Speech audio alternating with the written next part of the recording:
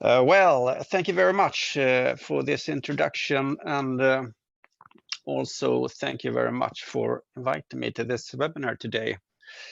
I'm just fixing my presentation here. So I hope you can see a very nice red screen. And first of all, the title, A National Coordinator for Domestic and Short Sea Shipping. What kind of title is that? Well, that's a title invented by the Swedish government, and it's also a governmental assignment running for 6 years. So it started in 2019, and it's running up to 2024. And one of the reasons, and one of the purpose for this assignment is to facilitate domestic and short sea shipping, and also to foster a modal shift from road to sea. And why is that so important? Why do we have to shift from road to sea? Doesn't it work properly as it does? Well, I would say mainly it does.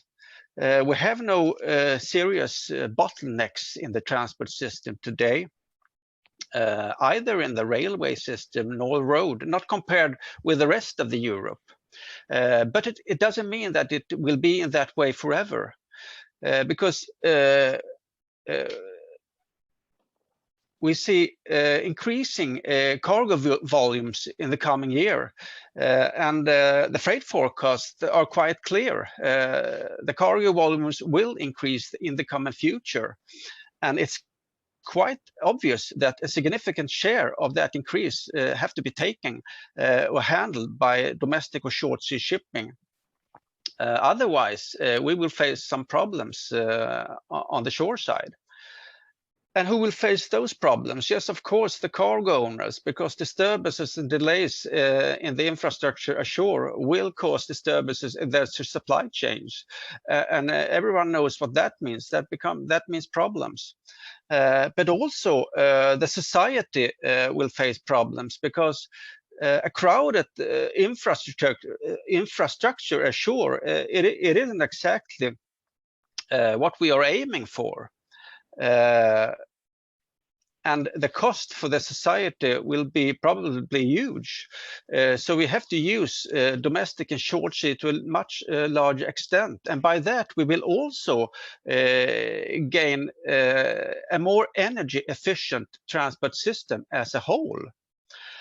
And what about the climate change then, and the greenhouse gases? Well, by a more energy efficient transport system, we will reduce the greenhouse gases as well.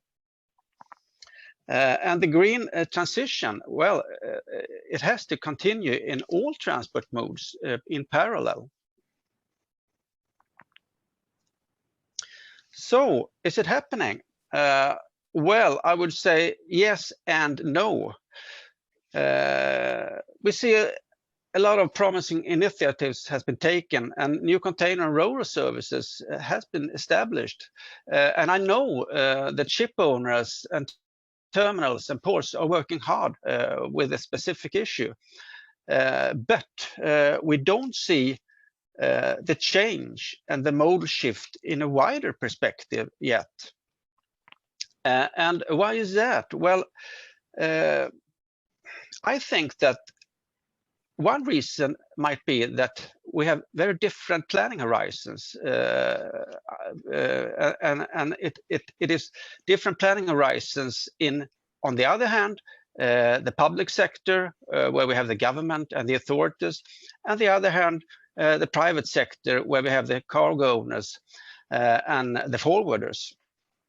I mean, from the public side, we are planning the system for 10 to 12 years, and the transport procurements of the cargo owners, well, it is maybe one to 2 years.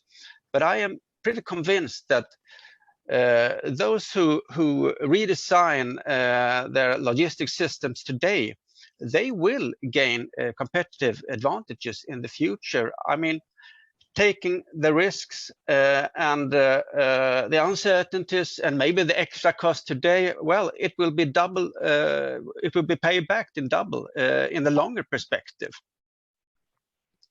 But at the same time, the demand for green supply chains, we see it coming.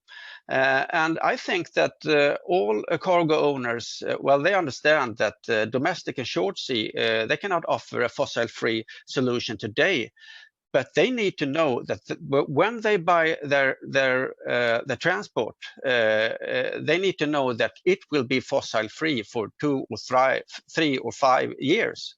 It has to be a part of the offer. Otherwise, I think that cargo owners will look for other solutions, at least that is capacity in the transport system. So what more could be done? Well, I'm not the one to tell others what to do. I can only go to this special assignment and see what can we do in this. And I think that we will intensify the dialogue with the cargo owners, because if we cannot make them see the opportunities in using domestic and short sea, there will not be a modal shift in a wider perspective. And I also think that we have to put a stronger focus on greening the fleet. And I mean, there is promising initiatives taken by many ship owners, but we have to speed it up. And I think that from the public side, we can take a larger responsibility in that process. And I think that we have to move from collaboration to cooperation. Because the private and the public sector has common interest and also common benefits in making a modal shift happen. Thank you so much.